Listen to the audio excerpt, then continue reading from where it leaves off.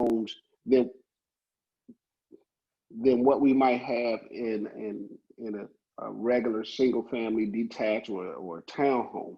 I wanted to know where the foyer started, or where the dining room was, or where the formal room was, where the sitting room was, and I had to know they had a sunken living room. So you orient yourself by just going to see houses. You don't have to wait for a client. Go check some houses out. Set up your schedule just like you would normally um, set up a schedule showing. You go into MLS, you look at some houses, you pick a couple, maybe in your neighborhood, maybe out further from where you live. Um, and remember, you have a license in the state of Maryland, so pretty much you can go wherever you want in the state of Maryland. If you have a DC license or Virginia license, check out homes. Sometimes Jasmine and I will ride out, and if we don't have a client, we'll just look at homes. We'll just see what's available in the market in the particular area where we are, just so we can orient ourselves to homes. So orienting yourselves to homes and the way homes are laid out, and understanding that will help you when you walk into almost any home, get your balance in your orientation. As you walk through the home, you can start explaining what some of the features are. You can say that there's a valance in this room, or there's, there are certain structures in another room. And as you find those structures, you'll be like, and here it is. So you want to make sure that you're preparing yourself before you have a client, because once you have a client, you're on. You have to be prepared. And so I wanted to give a shout out to Tasha for just being on and being prepared with this client. I mean, this guy, I was working with him, was like pulling teeth, but I sent him out with Tasha. I don't know, she said some magic words to him, but poof, he wanted to write an offer. And so kudos to that, because we got ratified. Oh, And great. Well, I yeah. do want to say thank you to you also, Shay, because you did give me the opportunity, but also your direction. Like for me, I'm a student, especially when I'm learning something new. I just like to, maybe, Jasmine can speak to this. Maybe it's just the Banneker way, where we just need to learn and absorb everything before, we really take things on. And your direction was really good also. I So remember just being in the parking lot when you were telling me how to create a CMA and doing all these things that I had never really looked into before. I know what they are, of course, but I haven't used the tools to do them. You walked me through them and I was able to get it done. But I just like the fact that you gave me the instructions, because I can follow them, but I just need to know where to go, where to start. And you were very good in assisting me with those things. you're a Banneker bookworm. That explains everything. Okay. Pretty much.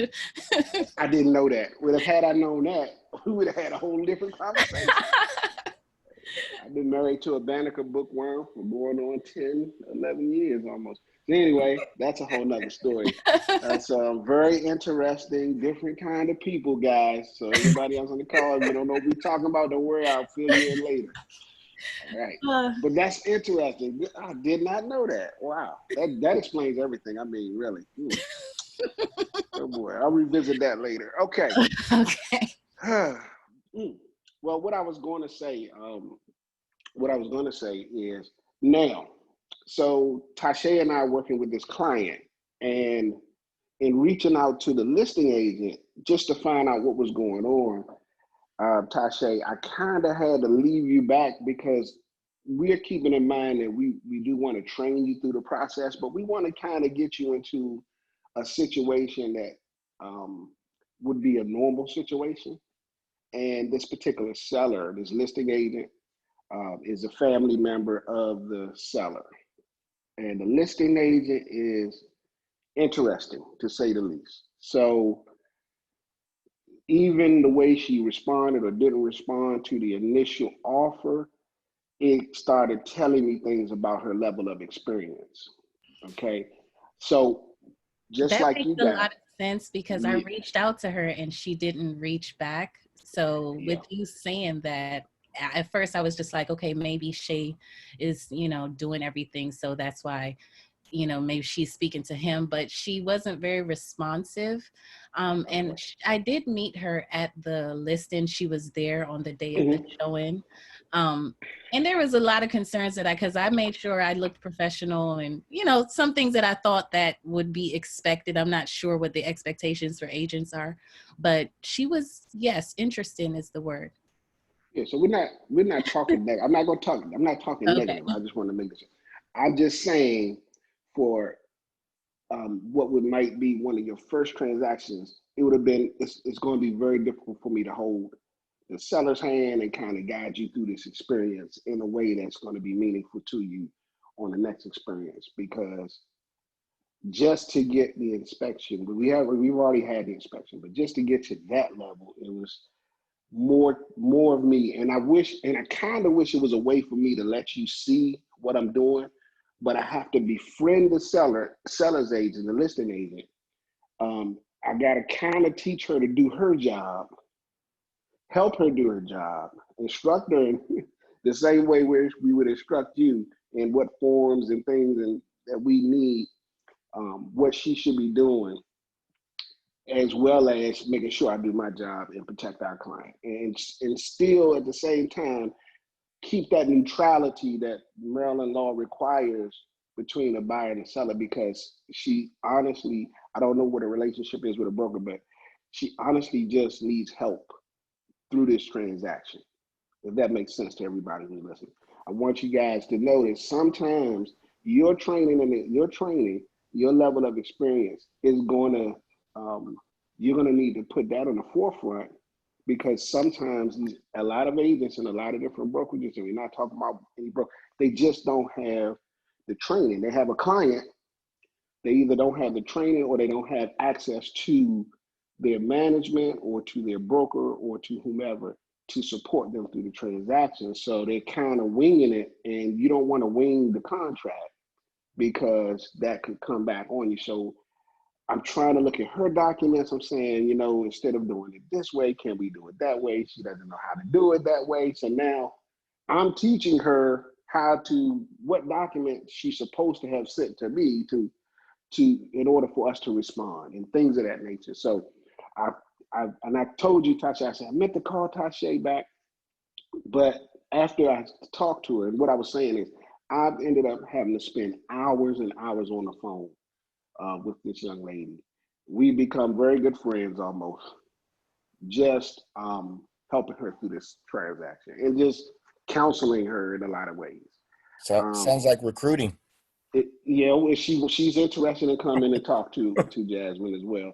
So that, you know, and of course, Curtis, to your point, of course, you know, at some point she realized, wow, you know, well, where are you located? And I told her where our office was. She said, I'm around the corner. I may need to meet your broker. My broker's about to retire. I mean, she just goes. So we talk. We have, it's a lot.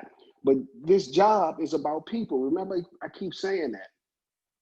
Working with buyers is not called working with people who want to buy houses, or however we wanted the title. We literally are telling you there's a psychology that you need to understand, because you're working with people who are, it's almost like, and I don't like using this analogy of leading the blind, but you're guiding a person through a process that they may or may not have gone through before. And if they have gone through it before, they might not have gone through it a number of times. If they have gone through it another times, they just want to know where to sign. They don't ask any questions, and that's fine too. But the buyers, they're typically afraid. They're timid. It's like walking in the darkness. And so the buyer's consultation is the first form of enlightening. You enlighten them, you give them a lot of information, you hand them that packet, you tell them to go home, absorb it, read through it, comb through it. You want them to feel like they're part of this process. That's part of the psychology of working with buyers. Now that you got the buyer, you got to get this buyer motivated, okay? And so the gentleman that I have, he's an older buyer. He was a little stubborn when it came to me, but he had a young lady call him on the phone, Tasha, and he just got up out of his old walker. And he went out. He was ready to go see houses. And so that's another part of the psychology. Jasmine and I learned that a long time ago. Different people work well with. you know, like for instance, when I go to the masseuse, I don't want no guy working on my back. I just don't, Curtis. I don't know, you know, maybe, you know, I'm the they same have way. the, I'm the yeah, same way. so it's just different. And so I say, well, maybe I need to get him out there with a female. He hear a female's voice, and maybe that'll motivate him to go look at houses. And lo and behold, Tasha, what happened? He put an offer in the same day. He went, just so there's some of these things come with experience. So sometimes, guys, it's not you. It is, and don't. That's why I say don't take this stuff personally. And this person is a very good friend. He was referred by my dad. They grew up together. They were friends. They both 70 years old. So they've been knowing each other forever, you know. But he loved me. He'd talk to me, but he wasn't going to see any houses. I had to get him out the door. And whatever Tasha said or however she said it, I'm telling you, he went out that door. And Tasha got him to spend $30,000 more dollars than he was willing to spend. So Yeah. Good job. kudos to Tasha. Yeah, good job, Tasha. He was pre-approved. He's pre-approved for up to $350. But he wasn't gonna spend but $300. And he wanted a nice, you know, house that I told him, I said, brother, you're gonna have to come up at least 20, 30,000. And especially in this market. And he wasn't willing to do it. He wasn't willing to do it at all. And everything I sent him, he shot down. And then Tasha sent him my house for $330. I looked at it, I was like, in that moment, Tasha, I'm gonna be very honest with you. That's when my experience kicked in. I said, what I would say is he's not gonna go for it. But that's where you don't, guys, you gotta be careful what you say in disqualifying people. Because I would have disqualified him based upon my experience with him that he wouldn't go above 300,000. I said, go ahead and shoot it to him, Tasha. That's just me knowing and looking back on a number of transactions where I would have disqualified somebody for whatever reason. Instead of me saying that kind of stuff out of my mouth, I got to say, well, go for it. Let's see what happens. She went for it, showed this man a $330,000 house, and he wants to write an offer on it and didn't ask any questions. We didn't even get any closing help. He was like, that's fine.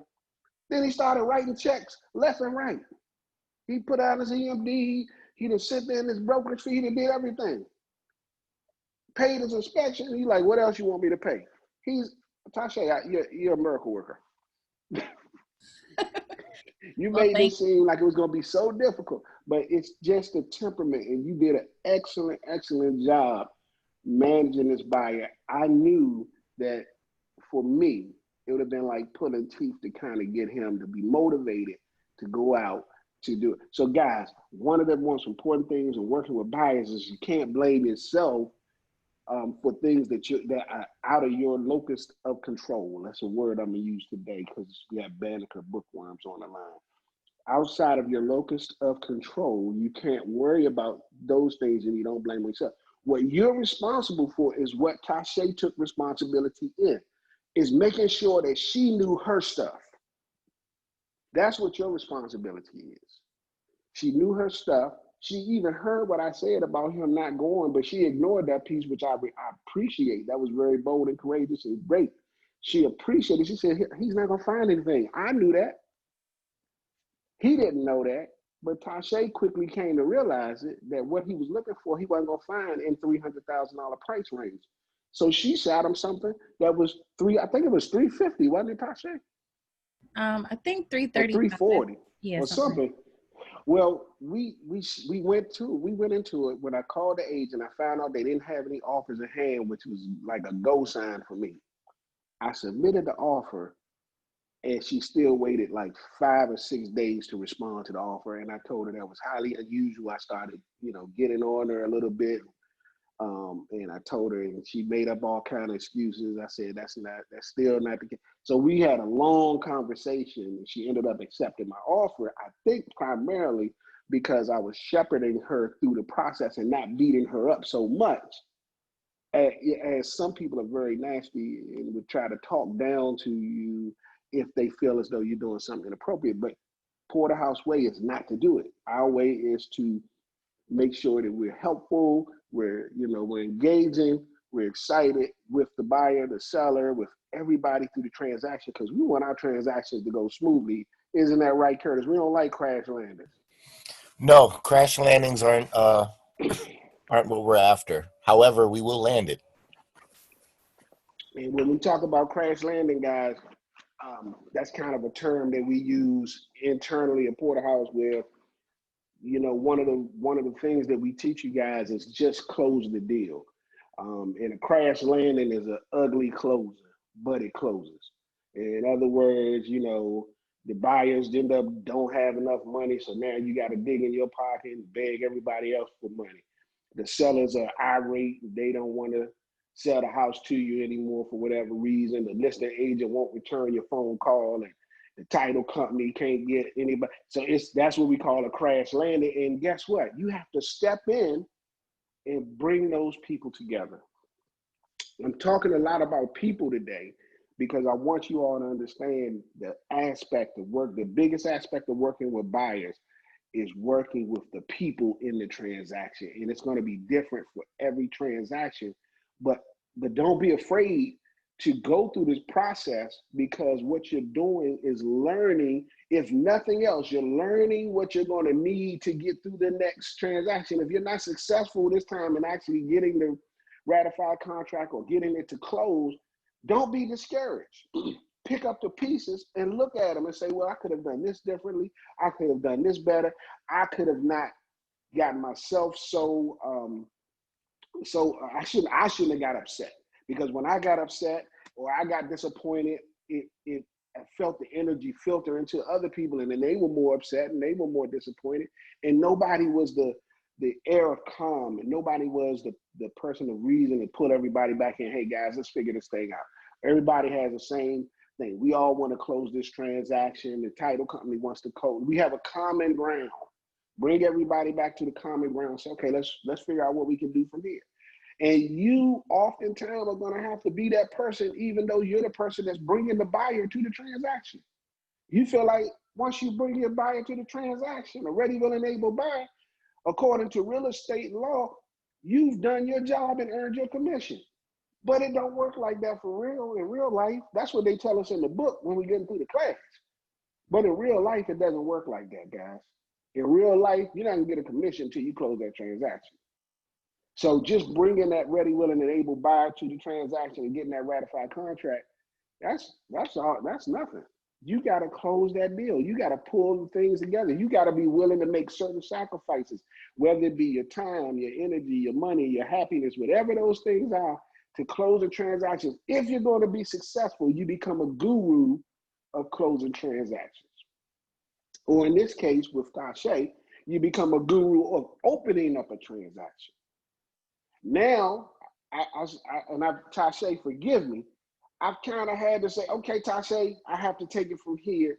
And I didn't say it in a nice way. I just kind of ran with it because it's a lot of energy. And if I think of that lady and you were to talk, I don't know how well that went in up. So I kind of had to insert myself and find some common ground. We found out our kids went to the same elementary school and had the same teacher.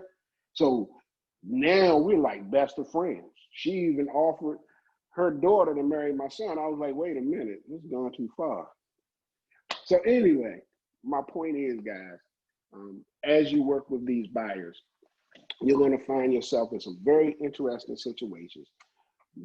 Point number one. Point number two, do not discount any of the learning that happens, whether your transaction is successful or not. Don't let that be something that dashes your hope. Rather, look at it as a learning. Look at it as, okay, again, let me examine these pieces. Let me go to my broker. Let me go to Shay and say, Shay, this is what happened in this process. But hopefully you come to us way before those things happen and say, hey, this is what's going on.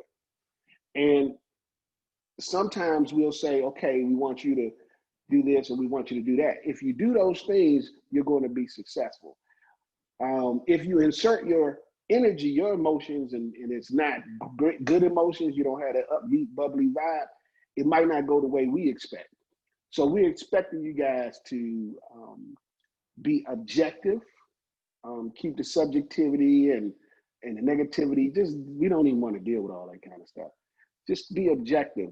Close a transaction. It's not personal. It's a learning experience.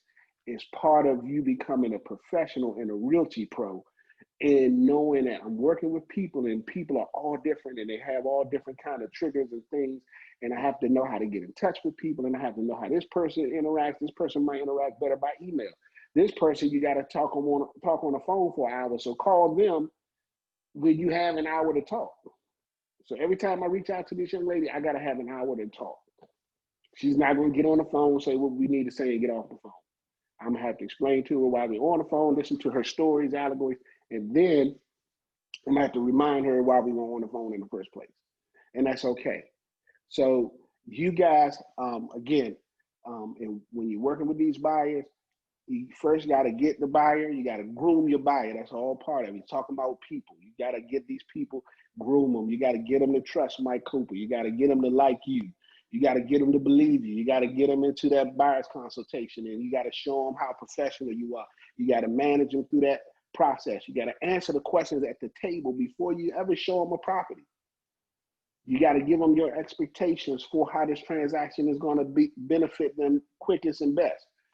And then once you take them out, if you can get them out, I couldn't get them out this time, but you had to figure out how to get them out the house and get them to look at houses and get them to make offers that they may not want to make.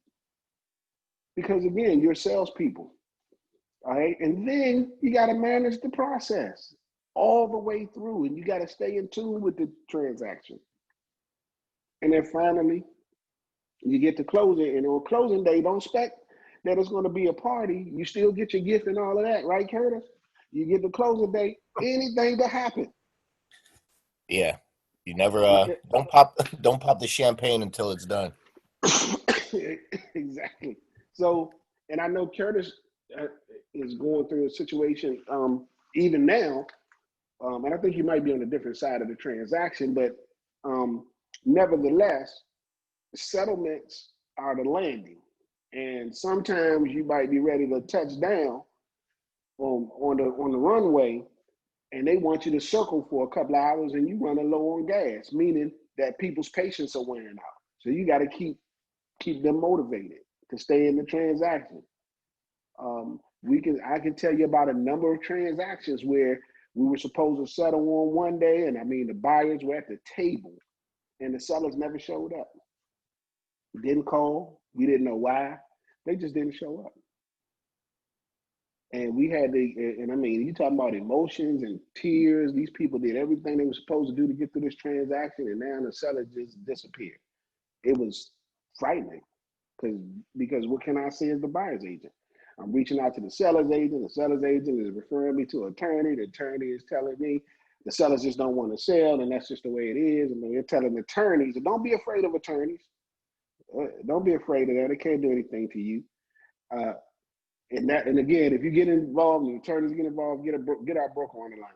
She man, nobody's getting on attorneys. Anyway, so we have to tell the attorneys, no, that's not the way real estate works. You might know law, but you don't know this kind of law very well because you're not telling your clients the right thing.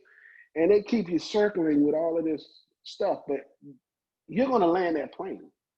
You're going to get your clients that house because they've done everything they were supposed to do. So I'm just telling you guys, you have to be you have to be strong, you have to be bold, you got to be courageous to get a buyer through the buyer's side of a transaction. You really have to, again, you have to study your craft, you got to know your stuff, and you got to realize besides knowing the house and the housing information, you're really working with people. You're holding their hand, you're encouraging them throughout the way. I'm gonna stop right there because before I move into my next category, I want to see if we have any questions, stories, allegories, anything anybody wants to share. Because I know this probably has sparked some people's thoughts about some of the transactions they had. And I really want us to share because sometimes the transactions are the best ways for us to kind of learn together.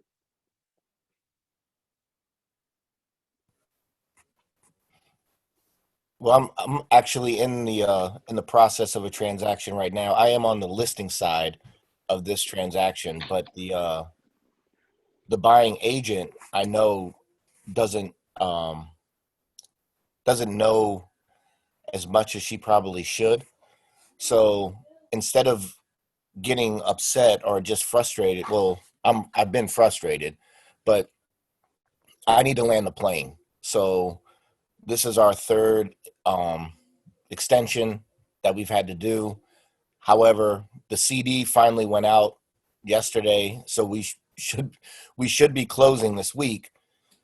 But even with that, I let my seller know, you know, don't get too excited. Like, you can put the champagne in the refrigerator and start chilling it, but I want to make sure that we truly close the transaction out before there's any real joy and celebration.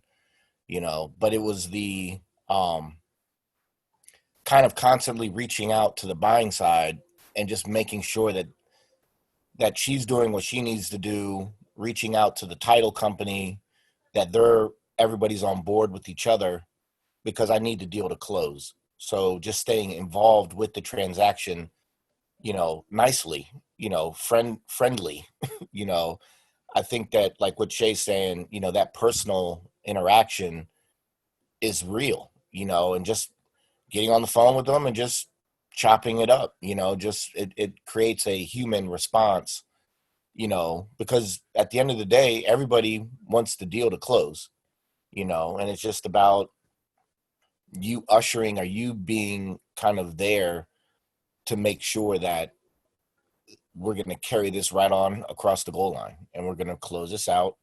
We might have some bumps, we might have some of this, but once we're under contract, you know, essentially we're all in bed together, and we're going to see this through, and we're going to get it done, because I don't want to relist it, or I don't want, the deal to fall through.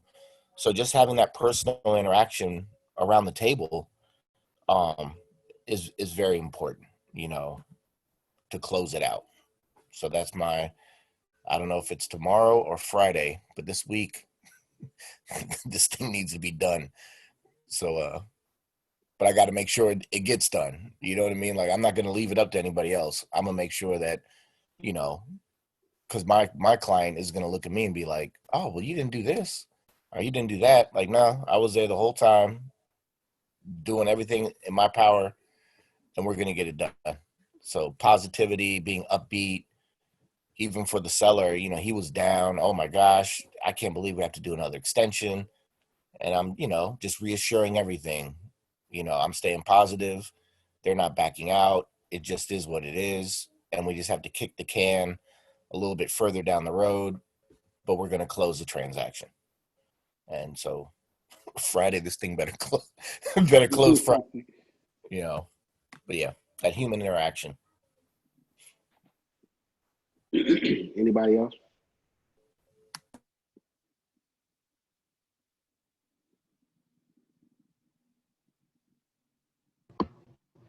I'm on the listing side of a deal right now as well.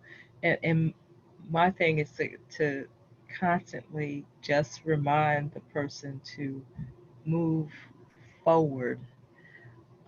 They're, they're out of the house and they're trying to get it ready to sell. And I keep saying it's a seller's market. You really don't have to do a whole lot, and I just have to keep talking with them. Come on, let's go. Let's get ready. I'm ready to put this on. We can put it on as a coming soon. Let's go. And you do have to keep talking with folks, and you know not in an impatient manner, but to keep motivating them to move forward despite everything else that's going on. I think with COVID and having to deal with additional responsibilities because of children being home and, not really comfortable having folks in the house and all that kind of stuff. It has slowed things down a bit. But the main thing is just to keep your buyers and your sellers motivated, and you know, like you were saying, it's a people business. You um, just keep them moving without, you know, propping them up and keeping them moving, doing things that are positive for them. So, you know, it's a slow go, but it's still going. So I don't know how to make it move faster, but that's what's going on with me right now. Awesome. Thank you, D. Hmm. So, guys, my second point, and I talked about it earlier, but this is kind of where I started, and I gave kudos to Tasha. All right, we're in the people business, but some of the best resources that you have also is human resources. So I pointed to it earlier, and I was hoping somebody might mention it, but you have help all around you. So and you can't be listen, you got to be willing to share the pie a little bit. So in a lot of instances, I'm always willing to share the pie. I'm always figuring out, first of all, I want to be a blessing to somebody. I believe in giving. So I want to give Tasha an opportunity to earn a little money and anybody else that I can on the transaction. So I'm willing to share the pie. So I open my mind that way. So when I open my mind that way, I realize, hey, Porter, guess what?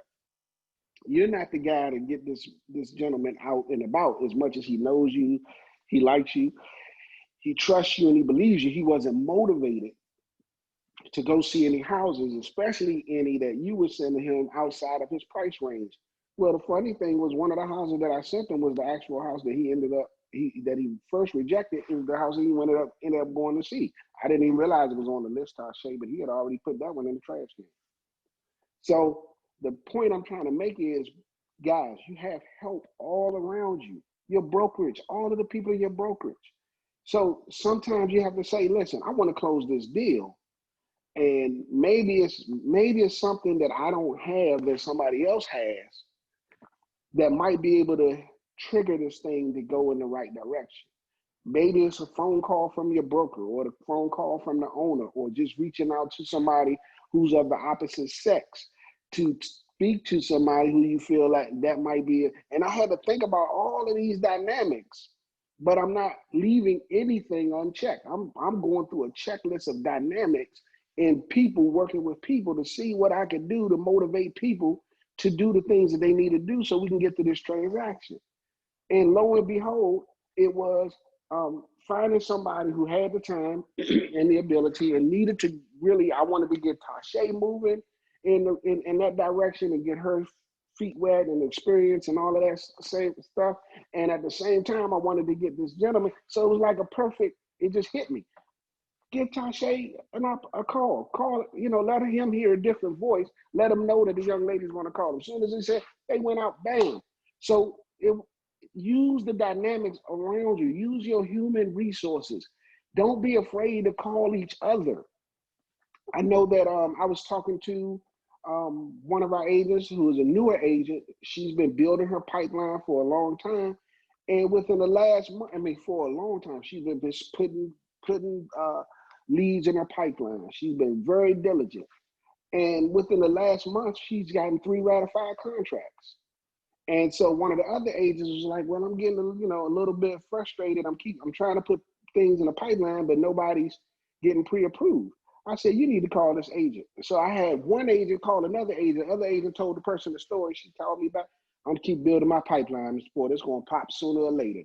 I keep putting the people in. Eventually, they're gonna get a pre-approval, and we're gonna be going out. And that's exactly what happened. So reach out to each other. Stay engaged.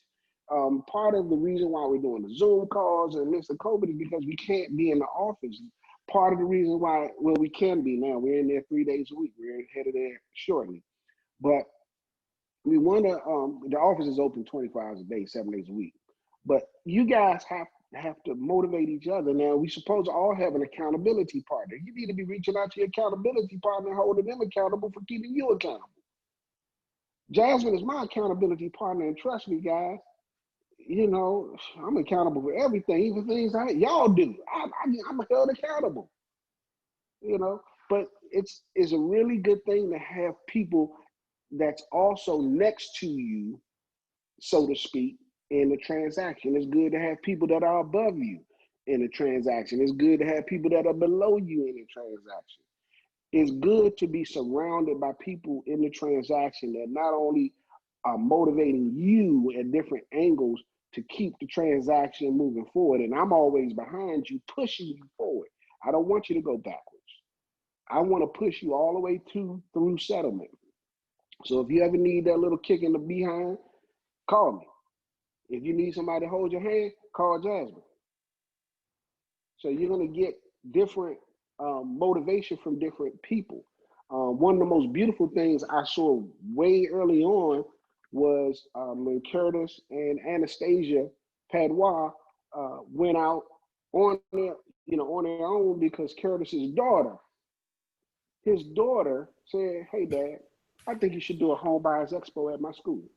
How old was your daughter, Curtis, at the time? 9. 9-year-old girl tells her dad, "I'm going to organize a whatever home buyers expo. I'm gonna get the principal." She did everything. I had to go see this, and we got there, and Curtis pulled Anastasia in on it. I think he was relatively new. Anastasia was relatively new, but they had done the buyers consultations enough. You tell him, Curtis. Yeah, I mean, we put together just like a home buyer expo at the school, and there weren't a ton of people that showed up, but the people that did show up, one of them became our client, and we worked together on the deal. We got them ratified.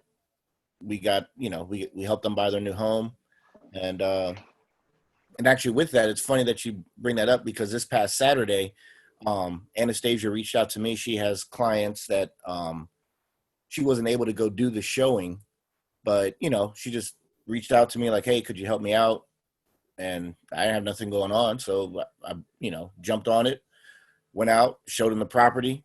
Didn't look, it didn't fit what they're looking for, but I was there, you know what I mean? And she needed me. It's all good. You know what I mean? Like, I'll show the property. I ain't got, nothing else to do. So yeah. And I wanted to see the property anyway. I was like, like Shay, I always like going in houses, see what it looks like. But yeah, that, just utilizing your porterhouse resources. So guys, I mean, and it was tremendous, again, to see how we pull on each other. We have to pull on each other. If you're going to try to do this by yourself and be an island unto yourself, it's really not going to work for you in real estate. You really have to have people around you. I give you a little bit of, I'm going to give you another testimony. When we were at our former brokerage, and it was almost like it wasn't even something that we put together. It was the mindset of the top, I guess, 5 or 6 agents in the brokerage. We all had that same mindset that we just needed to meet and talk to each other and bounce ideas off of each other, so that we weren't all working independently. So one of us talked to another one of us, and then they started inviting certain people and say, "Hey man, don't you feel like sometimes you just want to talk about," and that's where the idea for Realty Talks came in as well. "But don't you just want to sit down and just talk about what's going on and what's working and what's not working and different ideas with somebody?" Yeah. So we created this thing called mindset training. We just did mindset training, meaning that you got to get into your mind and get out of your mind anything that's negative that's going to stop you from being a successful real estate agent. Just get over the fear of going out there. Do what you have to do. Read the contracts, learn the contracts. Don't wait on somebody to train you. Don't let that be your excuse. Do what you have to do to learn real estate, and then come bounce the ideas and say, "Am I reading this right? Is this what I'm supposed to do? Is this how I'm supposed to do it?"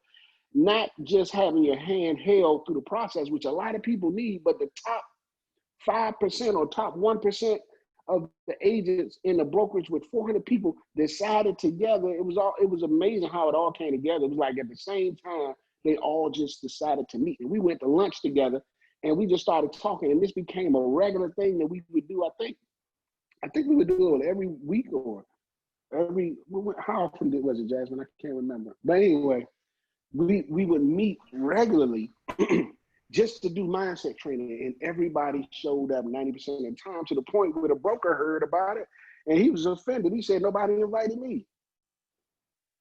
And so this is what agents who are really gonna be good at their craft, they look for other people who are like-minded, don't have to do the exact same thing, but like-minded people. What are you doing in terms of advertising?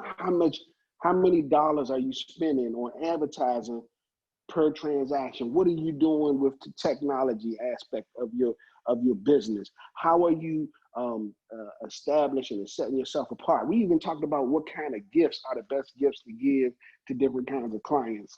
All kind of things. We helped each other set up each other's websites, because back then we didn't want to pay somebody to do website development. When one of us could do it, they taught us what they knew, and then we found out something from somebody else. And next thing you know, we were all building our own websites back in the day. All kind of things. How to get a 1-800 number if you wanted a 1-800 number. How to post ads on different social media back before all of these videos are telling you how to do it. But this is what we had to sit down together, how to work with a difficult buyer. And sometimes even calling each other, we weren't on the same team or anything like that, but just like Curtis said, can you run this buyer for me to a couple of properties? No problem. And we didn't ask for anything from it. It was just something that the top agents didn't mind doing to support each other, because in the back of our mind, we knew we might need that favor returned one day. It was always a seed sown. We were always sowing seeds and trying to help each other, not being envious of each other in any kind of way, but you could tell the top agents were always clapping for each other. When we won awards, they all applauded. They the ones that stood up. When they won award, we stood up. We were excited for each other. And when you're excited for other people's business, it's going to build your business, because you're putting seed into the spirit out there that's going to come back in a harvest for you. So guys, support each other. Look for opportunities to be a blessing to your colleagues. If you haven't reached out to your accountability partner just to talk, you're doing yourself a disservice. Just to say hello, just to touch base with them, to check in on them, mental checks, whatever, just to motivate them. You have to do these things, guys. And it's going to build your business. It's going to build your network, because you're putting out positive vibes everywhere you go, and they're going to come back in a harvest, and hopefully you'll be ready to receive that harvest, because I'm telling you, when the harvest starts coming, guys, you know, the Bible says you won't have room to receive it. That's a good thing, because then you have overflow. You can give some of that stuff away, and that's how we built our business. We had so many buyers, we couldn't take them all to see houses.